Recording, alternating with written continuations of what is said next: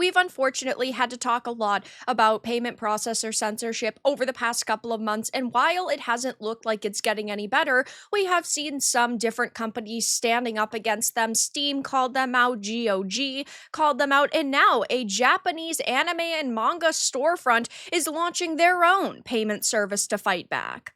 I have a few different things to show off, but before I get into the topic, if you enjoy the content I create, check out the links in the description, join the community in my live streams, and consider supporting through Patreon or YouTube memberships. Now, I understand that there are a lot of creatives out there and also companies out there who do not want to speak up about the situation because they are afraid of having the payment options they rely on ripped away from them and these company services ripped away from them. But at the same time, if you do not fight back and if you do not speak up, it's only going to get significantly worse because companies will try to take an inch, but really they will secretly take a mile, and it will be far too late to fight back when you find out all of their major plans. Now, we do know that a company like Visa actually wants into the video game industry. They're hiring people to kind of scout the industry and figure out ways for them to kind of break in, and it seems that they are already trying to stifle their competition. But in general, I do think that with the timing coinciding with the Online Safety Act, it was pretty apparent that they were going to do this no matter what around this time, even if the collective shouts didn't make a fuss. But it says, in finally standing up to the current wave of Western Puritanism and its grip on private business worldwide, the Japanese digital storefront DL site, itself a popular source for various otaku-related media, including manga, video games, and doujin, has launched their own personal payment processor with the goal of creating a society where all customers can cherish what they love and enjoy content with peace of mind. Now, I actually have never heard about them until now, but I certainly know that I'm going to be supporting them going forward. We know that when it comes to Japan, they were hit the first, and they so far have been hit the hardest. Of course, a lot of their video games are censored. That is because of Zero as well. But we also know that there are certain sites like Manga Library that had to be shut down because Ken Akamatsu had said they were pressuring them and there was really no way around the restrictions put upon them, which is, of course, so sad to see happen. And I'm glad that DL site here is trying their best to fight back. We need as many entities as possible doing so. So officially launched on October 6th as a joint venture between DL site operations and its parent company Vivon Inc., the new Mina no Bank payment system is described in its official press release as machine translated by DeepL as a smartphone-based direct account instant payment service where users can manage everything from payments and transfers to deposits, withdrawals, and savings entirely within the app. This initiative is part of a broader collaboration between Geo Holdings and Mina no Bank.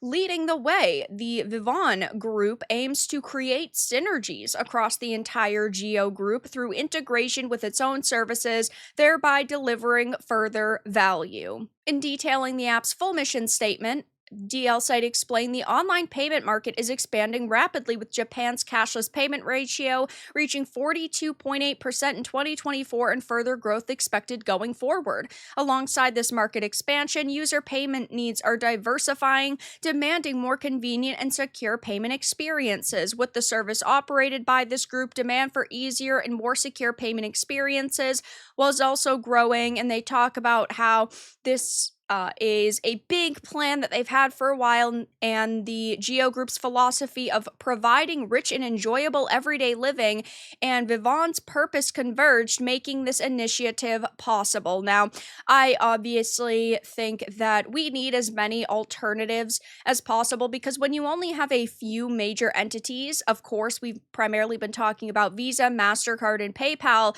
they basically hold a monopoly, and they are the ones who hold all of the power, because if those major three blacklist you, sure, there are a couple of other smaller alternatives, but it's definitely not on this scale, and these are the payment options. I would say, just a rough estimate off the top of my head, like 85% of people in the West use when it comes to digital banking, maybe a little bit less, but at the same time, we are talking about behemoth numbers here. And so when they blacklist you, they know it is going to hurt you and could ultimately, yes, lead to your business shutting down. Now, of course, this is a major win for freedom of expression, and fans can only hope that they are able to both survive and thrive in a world where giants like Visa and Mastercard are likely to do all they can to keep their payment processing monopoly. And there are a lot of people on social media that are talking about this, saying how amazing it is that they're doing this. And even though this service is only going to be available in Japan, it may embolden other individuals and other companies to take similar steps and create similar alternatives in places like the West. A lot of people are talking about how I don't think capitalists would like this idea. Using your bank account is ill advised just because it's direct access to your money. Cards were similar but had fail safes.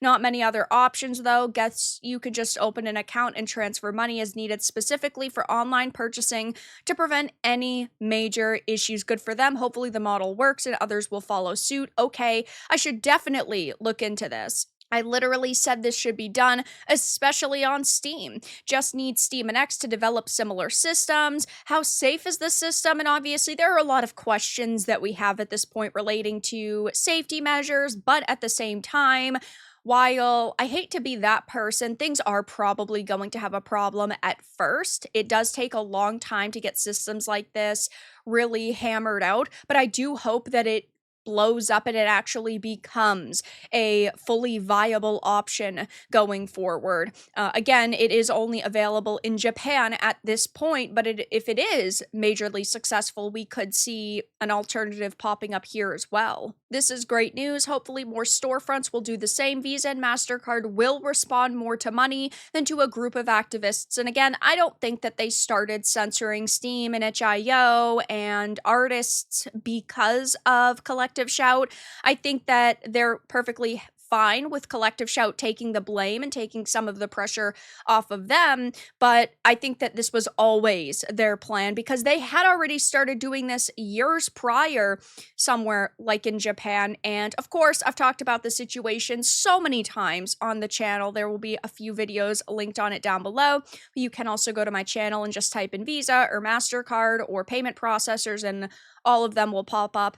But in the digital age where video games represent a multi-billion-dollar industry blending art, entertainment, and expression, a new front in the battle over content control has emerged. Payment processors like Visa and Mastercard, wielding immense economic leverage, are increasingly dictating what games can be sold on platforms like Steam, effectively censoring the video game industry. Now, of course, the controversy surrounding Visa and Mastercard supposedly censoring video games ignited in mid-July 2025 when Valve, the company behind Steam, the world's largest PC gaming platform, updated the publisher guidelines to prohibit content that may violate the rules and standards set forth by our payment processors and/or banking partners. Almost immediately, nearly 500 games, primarily Japanese visual novels and adult-style titles tagged with controversial themes, were delisted. This also happened on itch.io. They removed over 20,000 games, and they did put some of them back up. They said that they were filtering through them and combing through them and seeing what type of content